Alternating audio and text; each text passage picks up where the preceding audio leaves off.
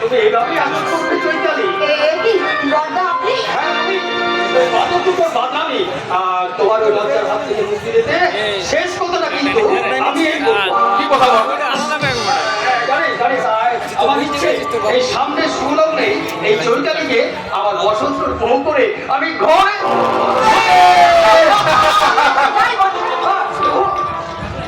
এখনই তোমার যা চলবে না। এই হেমন্ত রায় বহু কষ্ট করে বহু চোখের জল ফেলে সাজিয়েছে তার এই সংসার উদ্যানে। এই তারে ধার রাজ্য তোমাকে নিতে হবে বল। হ্যাঁ তুমি আমি জানি বসন্ত তোমাকে খুব ভালোবাসে আর বসন্ত তোমাকে প্রাণের চেয়েও ভালোবাসে। তাই তো এই তোমাদের ভালোবাসার সুন্দর বাসনটাকে সুন্দর করে সাজিয়ে তুলতে আমি তোমার হাতে তুলে দিলাম আমার মায়ের আশীর্বাদ। হ্যাঁ আমার মায়ের সেই স্মৃতিচিহ্নটুকু দিয়ে আমি তোমাকে আগে গুরুলক্ষ্মী রূপে বরণ করে নিলাম।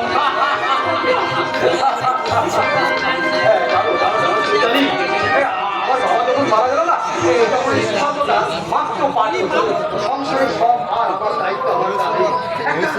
প্রাইমারি স্কুলে চাকরি নিয়ে তুলে নিলাম এই নিরন্ন সংসারের দায়িত্ব।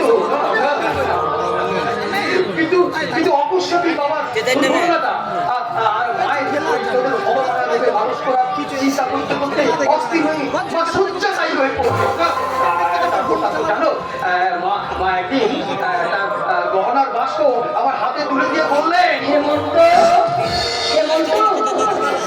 তোর ছোট তিন ভাইকে আমি মানুষ করার দায়িত্ব আমি তোর হাতে তুলে দিয়ে গেলাম আর সেই সঙ্গে দিয়ে গেলাম এই গহনার বাক্স। প্রয়োজনে একটা বিক্রি করে তুই ওদেরকে মানুষের মতো মানুষ করিস। কিন্তু এই সোনার বালা দুটো তুই বিক্রি করিস না। হ্যাঁ বলেছিল তুই যখন এই সংসারের কুললক্ষ্মী আনবি তার হাতে তুলে দিয়ে বলবি এগুলো হচ্ছে মায়ের আশীর্বাদ। তাই তো মায়ের সবটাকে সার্থক করতে আমি বিদেশ পাঠিয়েছি ম্যাজিস্ট্রেট করতে বসন্তকে ডাক্তারি করাচ্ছি। এই সুশান্ত ছোট ভাইকে আমি গড়ে তুলতে চাই আদর্শ পুলিশ অফিসার।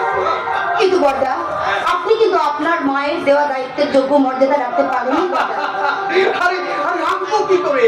এই হতবানুর কথা ভাবতে ভাবতে আমার তো নিজের দিকে তাকানোর কোনো সুযোগ আমি পাই না। আর যখন তাকালাম বার্ধক্যকে গ্রাস করে ফেলেছে। তাই যে এগুলো তোমার হাতে তুলে দিয়ে আমি আমার মায়ের আশীর্বাদের যোগ্য মর্যাদা রাখলাম। তুমি আমাদের জন্য তোমার জীবনটা নষ্ট করে দিলে বড়দা। আরে নষ্ট কোথায় রে বোকা? একটা স্বপ্নকে পূরণ করে তিনটে উজ্জ্বল স্বপ্নকে তো আমি সমাজে প্রতিষ্ঠিত করতে পেরেছি। বল এটা কম পাওনা নয় বল তোরা? তবু তো যন্ত্রণা থাকবে কিন্তু তোমার তুমি আমাদের জীবনে না তোদের জন্য না আমি কোনো ত্যাগ করবো না। হ্যাঁ আত্মত্যাগ করবো না। হ্যাঁ শোন এবার থেকে এই সংসারের সমস্ত দায় দায়িত্ব পালন করবে তোদের মেজ ভাই প্রশান্ত।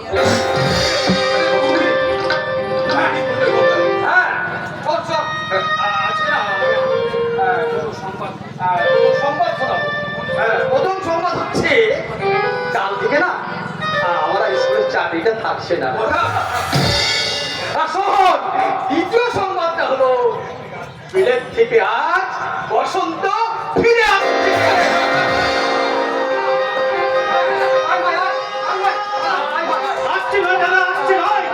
আমি এসে গেছি কারণ বুঝো তো ফার্স্টের ফ্লাইটে আমরা চলে এসেছি।